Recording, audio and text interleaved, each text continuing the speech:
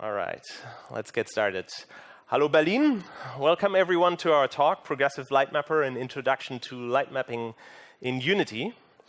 So just up front, if the term light mapping is completely meaningless to you, I would highly recommend you to watch the talks of my colleague Jennifer from Unite last year and GDC this year. They're both available online and an excellent introduction into the very basics of things. But we'll do our best to cover these today too, but we'll go a bit faster. Who are we? Hey, I'm Kuba. I'm a graphics programmer at Unity, and I'm partially responsible for a lot of the lighting tech that we have at Unity. I've been with the company for 9 years, so yeah, I've worked on Beasts and Lighten, Baked, Real-Time, GI, the Progressive Lightmapper, the GPU Progressive Lightmapper, and I'll probably work on some more tech in the future. Right, and my name is Tob. I've been with Unity for 2.5 years now. I work in the same team as Kuba in the lighting team on the Progressive Lightmapper and previously on Enlighten. Before I joined Unity, I worked here in Germany in a research institute, primarily on real-time GI and augmented reality. All right, to get into the gist of things, the big problem with light mapping is you have your scene and you want to pre-compute your light, and then you press this little button called Generate Lighting. And then you wait for a long time. Anybody who has used Enlighten probably know this. And this was a motivation for us because from regular experiences that you have on your device, waiting for anything sucks. And there is this magic number that starts at 500 milliseconds to 2 seconds. That is the amount of time that people are willing to wait in a sort of quasi-interactive application for something to happen. And of course, that's not true with our previous backends.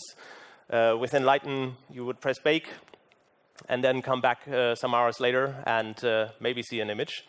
And we wanted to change that, and that was really the reason why we built the Progressive Lightmapper.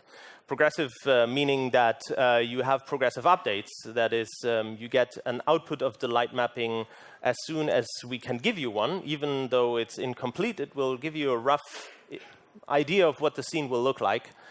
And to have view prioritization, that means you can set this to true, enable it, and the light mapper will focus on the things that you're actually looking at rather than trying to bake the entire scene. So what's on today's menu? We're going over the largest part, which is part 1, optimizing content for the Progressive Lightmapper.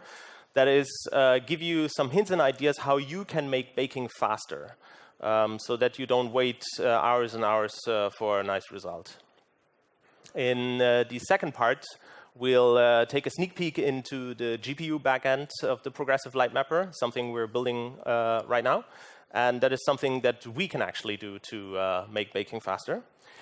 And then at the very end, we'll talk a bit about future developments, which is basically what we have in store, what we're working on, or what are prototypes right now that will make baking even nicer. So here is part 1, optimizing baking in the Progressive Lightmapper. So global illumination in general, as I would describe it back in the day to my students, is gambling with photons until you think you have won. And that means in any given scene, you start with a light source and nothing else is illuminated. And then as the photons travel out of that light source, they start to illuminate the room. Basically, that is what we call direct lighting. And as soon as they reach a surface, they bounce off of that surface in different directions. And that's where we get the global part of it. Photons travels in all directions. You don't get just the light from a light source. You get it from any surface that is nearby. And that process keeps on repeating. So with every little step, we'll get a little bit more of the truth in the end. But as you see, like I now traveled 4 steps, and the last step doesn't really add that much to the final image. So light mapping is basically the process of computing global illumination, but on a texture level. So for instance, in this scene where we have these boxes in the middle, what we do is we take the scene and we subdivide it into little texels, they're called. Here you see like these little squares with an eye in it, because the picture that we're seeing on the left is really what we're seeing when we're looking at the scene. But what we're trying to compute is the light that hits any given surface in the scene. So for instance, the light on the left side of the left box, which is sort of reddish. And you can imagine this as having eyes everywhere in the scene and computing the light that comes up at this spot and recording that. And to give you a slight overview, we're going through some of the parameters that we have in the lighting panel. And if you're using the progressive lighting backend, you're basically using what is called a path tracer. And a path tracer has certain parameters that you can set. I'm going through some of them here and then talk about them in detail. There are the so-called direct samples. These are rays that we shoot from each of these little points in the scene towards light sources. So if you set this to 32, for instance, we'll make sure that we'll shoot 32 rays towards each light source. We have the indirect samples, which are rays that we shoot in the upper hemisphere of each point in the scene. So it means in basically all the directions in the upper hemisphere. They're sort of there to gather light that is coming from different other sources, like a bounce that we receive from a wall or from another object.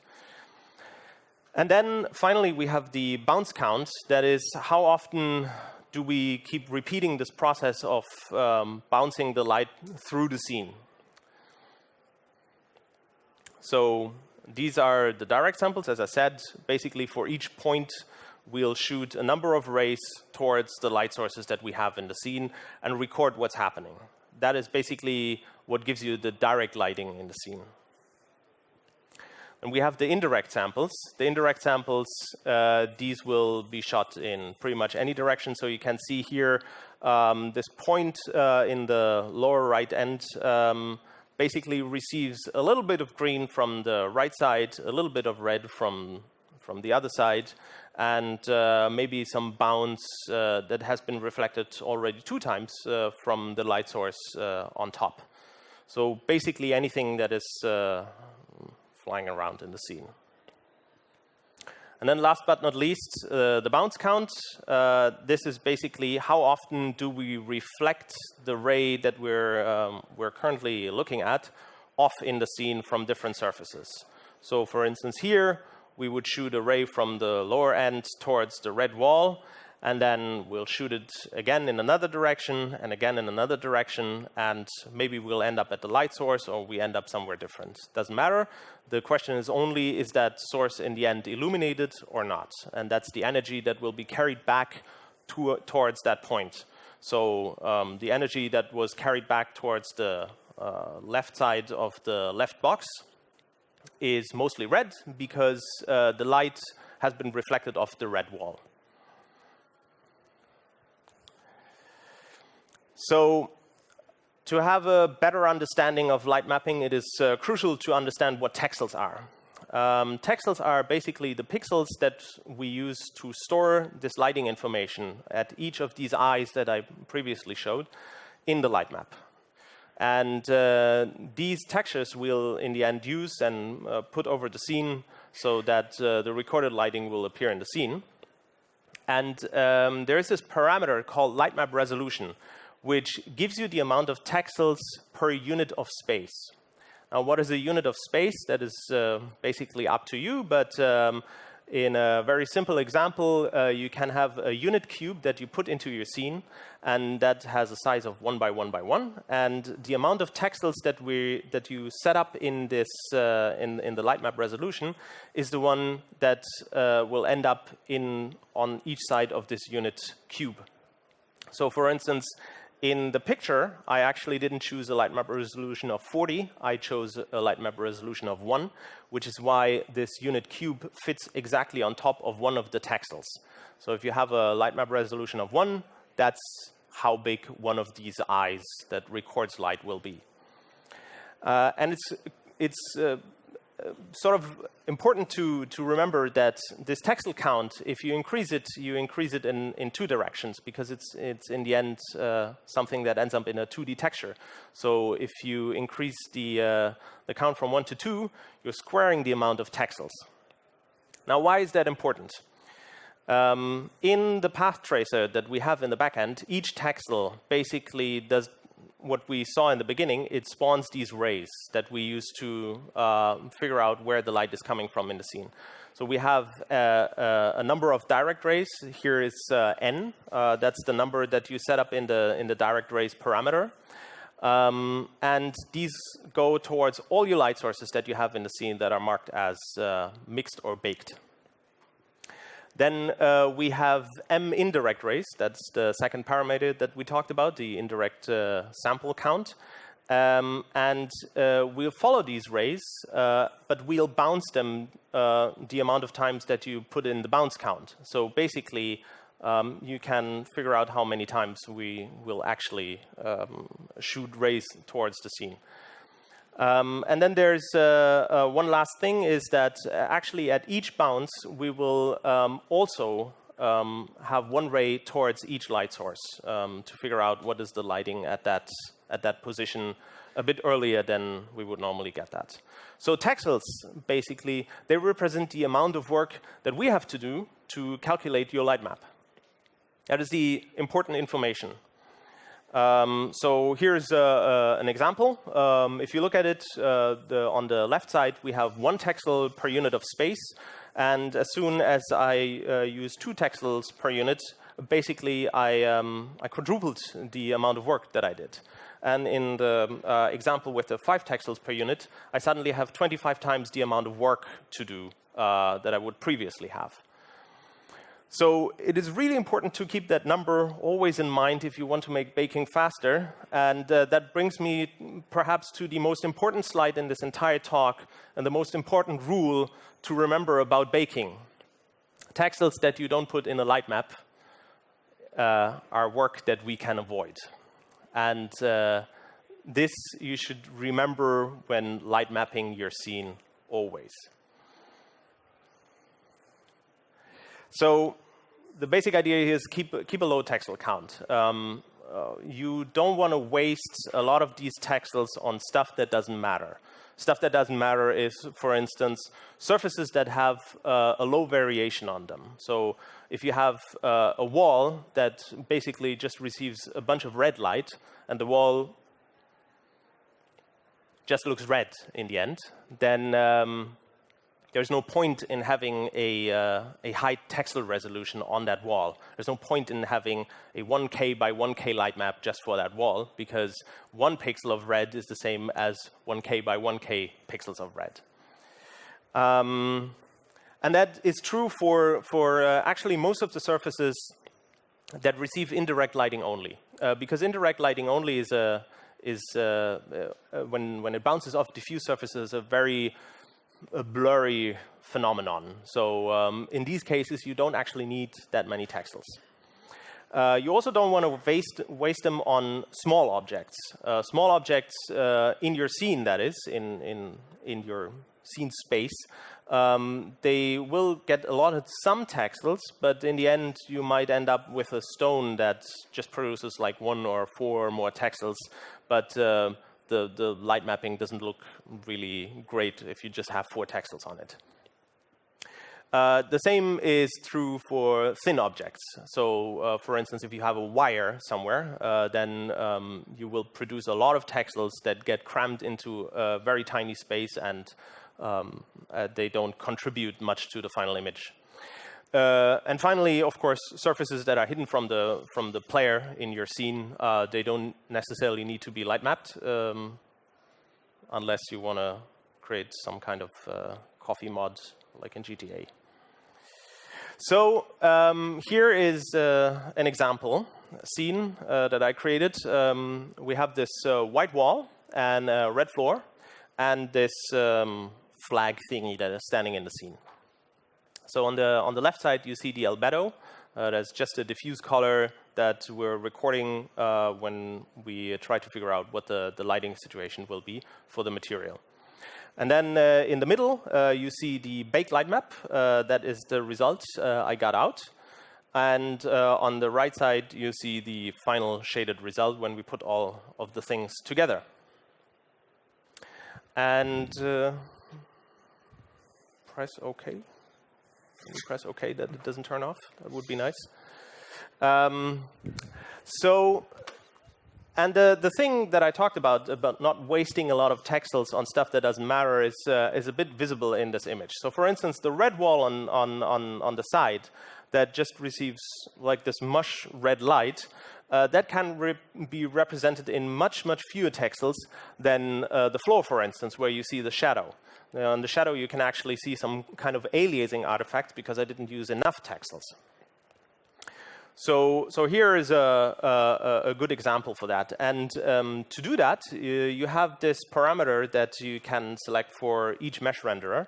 If you click the object and go into the inspector, there is a parameter called scale in lightmap. And what it is basically a multiplier of the number of texels that we set up in the lighting panel for this specific renderer. So here I selected 0.05. That means for the scene I chose 40, and that gets multiplied by 0.05, and that's the amount of texels that we end up with on this renderer. So a bunch of good targets, again, is small objects, keep that in mind, or objects which receive almost uniform lighting. That is, in case of this wall, not very interesting, can be represented in perhaps 4 texels even. Another thing to keep in mind, especially with the shadow that we just saw on the ground, is you're not forced to bake shadows. We have a thing called the lighting mode that you can set up in the lighting panel. And there are 3 different versions of this. There's the subtractive mode, which simply bakes direct and indirect. We have a shadow mask mode where we record additional information on the direct shadows that were baked into the scene, so we can properly merge them with real-time shadows in the end. So you don't end up with double shadowing, like one real-time object casting a shadow over an existing shadow. And then finally, there's the indirect-only mode, where we basically discard all the direct light from the light maps and only bake the indirect part, only this very blurry, low frequency contribution. And in this mode, we'll use real-time direct light and real-time shadows to do the rest. And that has an important side effect is if I were to use a lower resolution for the scale of the floor, then obviously I would destroy my shadow. I mean, like, this is just a blob at this point. But you could, in this scenario as well, select the light mode indirect only and use real-time shadows and then get a crisp shadow while having the benefit of using fewer texels for both the wall and the floor.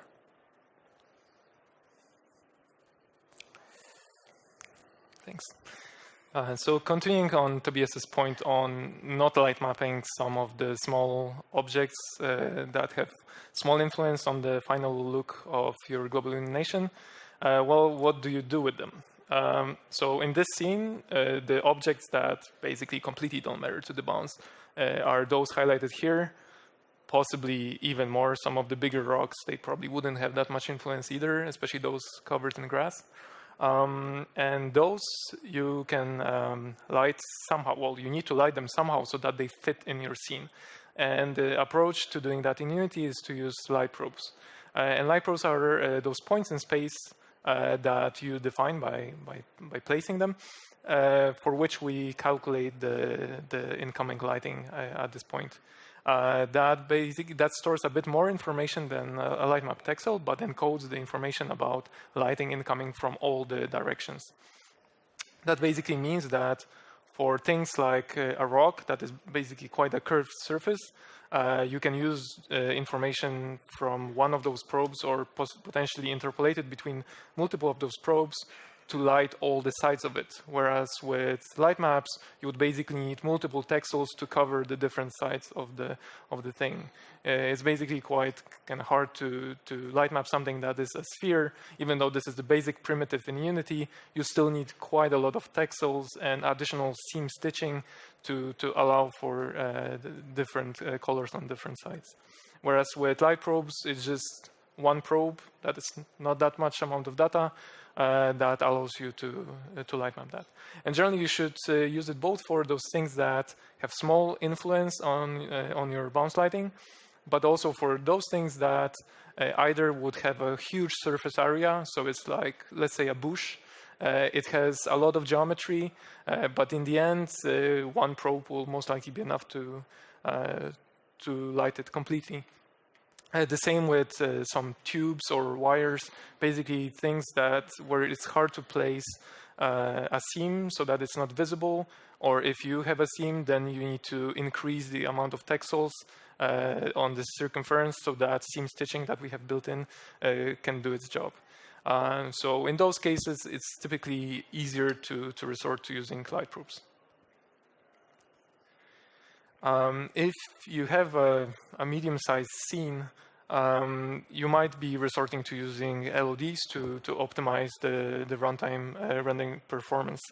There are some considerations that you need to take when it comes to light mapping those LODs. The basic approach that most people were taking so far was to mark all the LODs in an LOD group as lightmap static. That in turn means that all the renderers in all those LOD levels for an LOD group will get lightmap texels. So that means that this increases the amount of work that we need to do. But not only that increases the amount of work kind of linearly with the amount of texels that are occupied, but also has two negative side effects. One is that when we bake those lower LODs, what we need to do is for a given lower LOD, we need to change, for that object, we need to change how this object is represented in the ray tracing library. It basically needs to be that lower precision geometry. And then we need to render that piece of the light map for that object with everything else at its highest detail. Then we need to restore this one, switch to another object, switch it to lower LOD, render everything. And the problem with that is that this usually means that the small window for that given object is usually not, it doesn't have enough texels, enough work to saturate your device. If you have like a multi-core CPU, then oftentimes this is just not big enough amount of work to saturate it. The other problem is that this actually means that the ray tracer's representation of the scene needs to be constantly changed, and that also is slow. Luckily, there is a fairly simple solution to that that fits already in most people's workflows, which is called projection. And in this approach, what you do is you mark only LOD0 in an LOD group as lightmap static, which means that only renderers in LOD0 get lightmap texels. So that's naturally less work for the lightmapper. But also, this means that the lower LODs will then reuse texels from higher LODs. From LOD0 specifically. There is one restriction here, of course, which is that the UVs, they need to match between all the matching renders between your LOD levels. But that quite naturally maps to most people's workflow, where they start with a detailed mesh with its UV islands, and they simplified geometry within those UV islands. We'll go into detail on that in a second. But that also means that bakes are fast again, because all the renders are processed in one go, so we can saturate your hardware. And also the acceleration structure is static, so there's no additional wasted work there. So when it comes to those matching UVs, here you can see that those thicker lines, those are the outlines of your UV islands. So those are, well, the outlines are basically seams in your light map. And you can see that it's only the geometry within each of the islands that gets simplified. So that means that if you use a texture that matches those UVs, it can also match the UVs of the lower detailed LODs. So here's an example geometry where by default it has 27,000 triangles. In the simplified version, it has 13,000, and in the even more simplified LOD2, it has only 7. In this view, you can see we're looking at it from the same distance, and we're just flipping between LODs. And you can see that the lighting pretty much stays put. The only thing that really stands out is that small dark border between the two stones.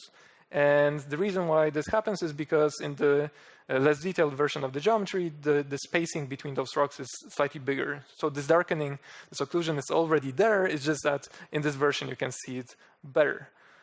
But in practice, it's not a problem. If you see the usage in game and you actually zoom out from that object, at some point we switch from LOD1 to LOD2, and you will not see a pop because this darkening is already subpixel anyway. So if you tweak the switches at which your changes between LOD levels happen, you can basically make the lighting be quite perfect and stable. The problem with this is that this is not a built-in solution just yet in the currently released version of Unity, but it's quite trivially implementable, and we will be releasing scripts that will allow you to change the workflow that you're currently using to projection if the UVs that you're using are actually matching. But on the high level, what it does, it basically makes sure that the parameters on the renderers that define which lightmap a renderer is using and which part of that lightmap it's using, those are basically copied from LOD0, from the renderers on LOD0 to the matching renderers on lower LODs at specific points in time. And those points in time can be after a bake, when you've entered play mode, when you're building the player. But we will release those, we'll post on all the channels that we can possibly post on. And it will be coming as a proper built-in feature where we can actually mark things up as projection, and that will probably be the default as well in the future. Short note about filtering. There is one last thing in the light mapping settings that you should be aware of, which is the filtering parameter. It's usually set to auto, but you have an advanced mode, and it's a post-process to clean up your light maps in the end. In the advanced mode, you can actually call this post-process on 3 different targets independently. That is the direct light, the indirect light, and the ambient occlusion. And there are 2 versions of this, and they're used to fix small amounts of noise in your light map. They're basically a blur filter. These 2 versions that you can use are the Gaussian filter and an edge-aware true filter, to which I get in a second. But short note on how not to abuse this feature, because I saw people doing that. There is a somewhat clever idea to go ahead and say, well, I don't actually need that many samples for my light mapping. I'll just reduce the numbers and make the bake go faster. And all the noise that in the end appears, I'll just clean that up by setting the blur filter to some really aggressive value. That will give you interesting results. But we can look at some. So here's a sample scene with 400 samples on the left side, and you can see the 2 versions side by side. On the middle left, we have the Gaussian filter. On the middle right, we have the true filter. And on the right, we have 400K samples for the same scene. So what the filter really does is it tries to reduce the noise, but these two filters, they do it a little bit differently. The Gaussian filter is basically a Gaussian blur, while the true filter is edge aware, as the previous slide said. And what that means is, if you look at this shadow, for instance, the Gaussian filter is not aware of the contents of the light map, and therefore simply blurs everything. And that can lead to objects having their shadows disappear underneath them, and the end result will look like they're floating a little bit above ground. A true filter, in contrast, being edge aware, actually detects that there is a shadow edge at this point and tries to preserve that one. It doesn't filter across that edge. And then you get sort of the same look as the 400K sample version. So the last parameters that we didn't discuss is the light map padding, which is a number of pixels that you can set in your light map to cause some spacing between the UV islands. This is needed in case you want to avoid bleeding from other texels, filtering across islands and other things. But this parameter is especially problematic if you have a lot of small objects in your scene, because a lot of small objects will already cause a lot of texels to be produced, which are wasteful, and then on top of that you get the padding between all these little UV islands that wastes even more space. And that space is restricted to this parameter called light map size, which is basically the amount of pixels that you reserve per atlas. So if you have an atlas that has 512 by 512 pixels, and we can't cram all the objects in your scene into it, we'll just open another atlas of 512 by 512 pixels, and so on.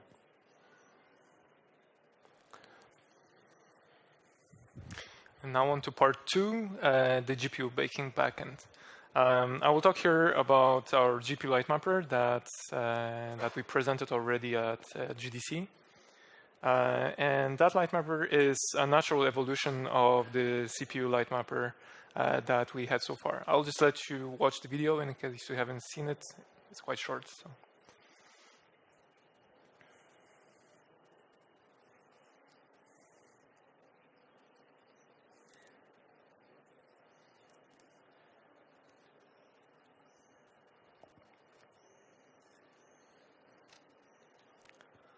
What you can probably notice here already is that this promise of actually providing a meaningful result under half a second is pretty much true with the GPU Lightmapper in this very scene. And you'll see that doesn't only go for just the interior there, where there weren't that many texels visible, but actually also for much bigger open parts of the world where we were previously moving the camera around, and all the texels were resolving to something sensible fairly quickly. You can see it here now, for example, as well.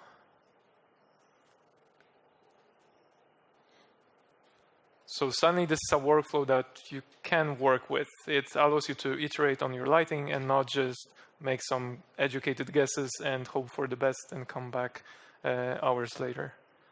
The speed up that we're getting right now, it's at least 10x versus the optimized version of the CPU Lightmapper. But in the future, it has the promise of being an order of magnitude faster than that, and maybe an order of magnitude faster than that afterwards. Basically, this is something that we're definitely betting on and putting a lot of engineering effort into. Currently, the base of the GPU Lightmapper is an AMD RadeonRays library, which is based on OpenCL, and it is cross-platform with a small asterisk there regarding Mac. It is vendor agnostic, so that means that it works on AMD, NVIDIA, and Intel's hardware. It's a different approach than our current CPU Lightmapper when it comes to the details of implementation. It is wavefront based, which means that we basically create those buffers with rays that denote a position and a direction. and give this huge chunk of work to the ray tracing library. Then that library gives us the results, and we need to process them somehow.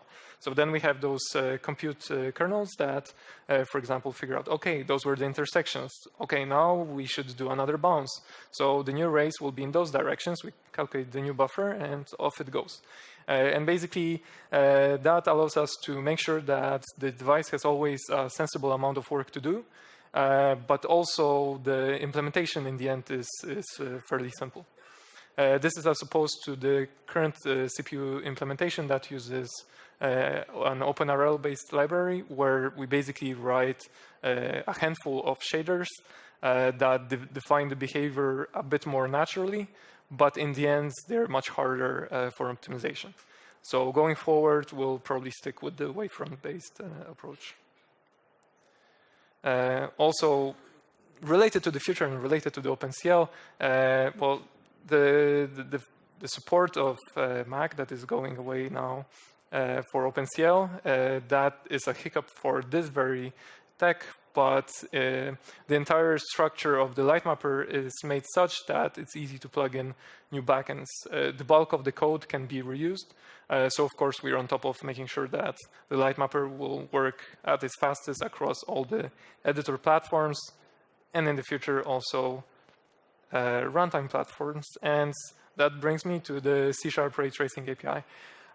This is basically, it started as us implementing yet another Lightmapping backend with another library underneath. But very quickly, we realized that there's no point in limiting you to just using our Lightmapper that we implemented as a black box. But instead, it makes much more sense for us to make an API that you can use to trace rays, and that we can also use to trace rays and potentially implement the Lightmapper in C# and maybe release. We'll see. But for starters, this will be an API that will allow you to create those batches of rays and cast them against the scene and experiment. You can use it, for example, to implement AO. We already have an experimental build that we did at our small hack week 2 months back. And basically exposing all this to C# meant that suddenly implementing something like AO went from hours or days to 15 minutes. So it's something that once you get familiar with it, it will allow you to basically experiment and play and make something sensible for your game in the end.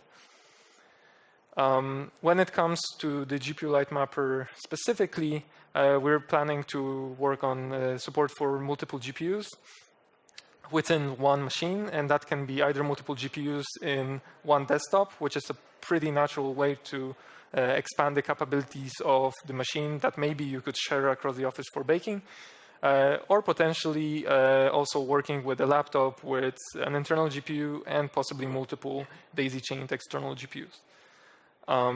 That also is work that will be a prerequisite for distributed light mapping. That is also in the pipe, and hopefully will finally make it into your hands again. When it comes to features of the Lightmapper, one of the most important ones, I feel, is multiple importance sampling. It's something that will alleviate one of the big issues people currently have with the Lightmapper, where there's simply a lot of noise. And the noise can come from multiple sources. One of them could be that in your scene you have a small emissive surface.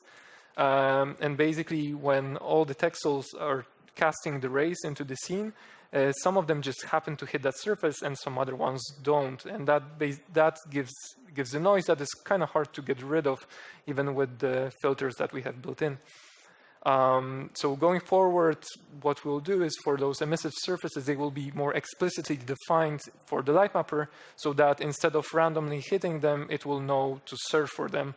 Hence, that will basically reduce the amount of noise you get straight away. And the same for environment lighting that could have like a very bright spot somewhere in there. By default, it will be hard to find it by just randomly shooting rays against the environment. But when the environment is pre-processed and we know the important parts in there, we can cast rays towards them explicitly. So this is something that is coming fairly soon. Now, when it comes to probes, There are some workflow improvements that we have in the pipe.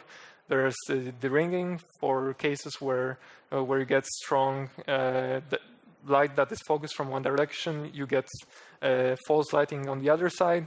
This is something that we're fixing right now. The other thing is better workflow for placing light probes, and basically also allowing them to be loaded from multiple scenes that were baked separately. Something that has been long coming. This is something that we started work and we'll be resuming it soon. So to summarize what we covered today, one thing is minimize the texel count for faster bakes. That is kind of the most important thing you can do when it comes to light mapping. Initially, what people oftentimes do, they create their scene, they go really far in the production process, and then they just, at some point, press bake, and it never finishes. The problem with that is that, well, at this point, it's really hard to iterate. So it's very good to start light mapping very early to make sure that all your assets are actually nicely optimal in their setup. And it's much easier to iterate when you have a small scene with a small amount of texels, and you build up from that. Then you also naturally see if your build-up scales kind of linearly with the amount of assets and work you throw at it, or if it breaks at some point, instead of getting almost to the finish line of your project and starting to bake, and suddenly it's like, well, it doesn't bake. And it could be because of the problems we mentioned with LODs, LOD baking suddenly being super slow. But if you started when one asset at a time, you would probably notice, oh, there's an asset, no, LOD is fast, LOD is slow. Let me try to figure it out, right? So doing things in an incremental manner makes it easier to spot problems and basically end up with a better result. When it comes to optimization, again, use probes wherever possible. Make sure that you don't throw as much work at the Lightmapper. Of course, calculating probes is also work, but normally you have orders and orders of magnitude fewer of them than you have texels in your light maps. So generally, for the most practical cases, you don't really need to worry about their counts. Also use appropriate light modes, because if you use a light mode that makes sure that you only have indirect lighting in there, that means that you can also use a lower resolution, so that again means less work for the light mapper. We also covered some information about the GPU light mapper, and this is something that the team is pushing as fast as we can to get into your hands, so please be patient with us, but we're trying to release it as soon as we can when we feel it's ready. And we also covered some information about the future development. And that concludes the presentation. Thanks.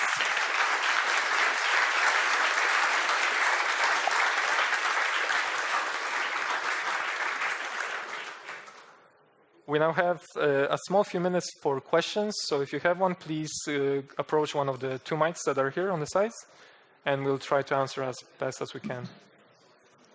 So the C# ray tracing API, yep. Does this mean that in future releases there will be GPU-based real-time ray tracing for us to use within Unity? Yes. So the API is currently based on one of the GPU backends. So the answer is yes. And there's full support to do everything one wants to do? Or? I guess there is an asterisk. I mean, some things we'll try to release it also as soon as we can. Which means that there might be some limitations initially, but we'll make sure that it's as flexible as it can be.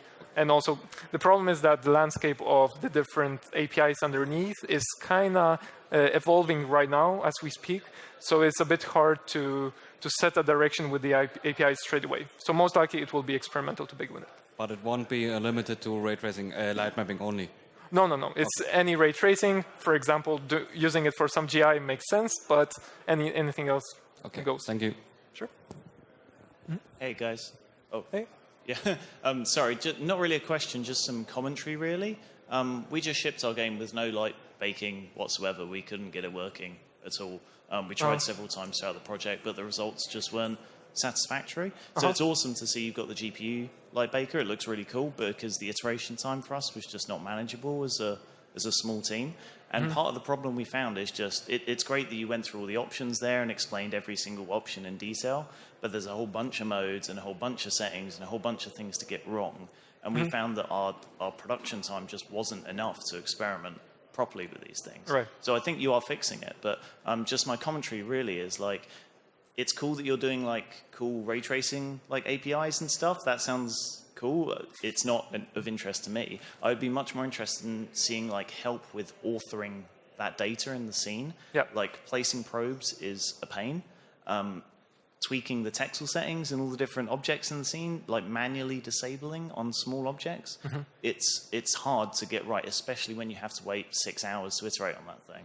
So maybe you guys might consider providing some sort of like design tools to help us get it right when we don't fully understand the tools. Things that maybe place probes where you know shadows are going to be, or lower the texel count if you know that there's a big crazy light or something like that? Yeah, so I mentioned briefly the probe authoring tools, but there's more in the pipe, more visualizations that will make it easier for you to see if what you're throwing at the Lightmapper is maybe too much and what you could do about it.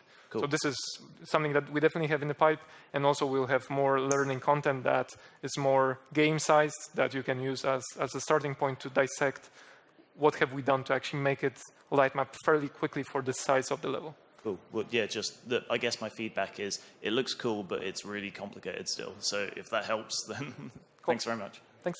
Should we take the questions? Yeah, I think we can probably take one more question, and then we can take them kind of privately here, because we need to leave the stage. We'll alternate now to the other side. Okay. Hi. Regarding features like IES light profiles or light sculling masks, are you planning on supporting them directly via your Lightmapper, or is your plan more going towards the future where you provide an ray tracing RPE where we have to implement those features? When it comes to the IES profiles, this is something that almost certainly will be built in. It will probably come together with the HG render pipeline. When it comes to light culling masks, those are tricky for a few reasons. We can dive into it later. But I mean, of course, what we don't want you to implement your own Lightmapper in that API just to work around one issue, right? But possibly what the future could hold is that we'll provide an implementation that will work for 99% of the cases. And if there's something that is not covered for reasons, but maybe a simpler path could be taken for your project, then you could extend it somehow. But this is a bit longer term, not in the next 2 months. Okay, thanks. Sure. Should we? Yeah, thanks. But we will answer all the questions. Just stick around. We'll just detach from all of this.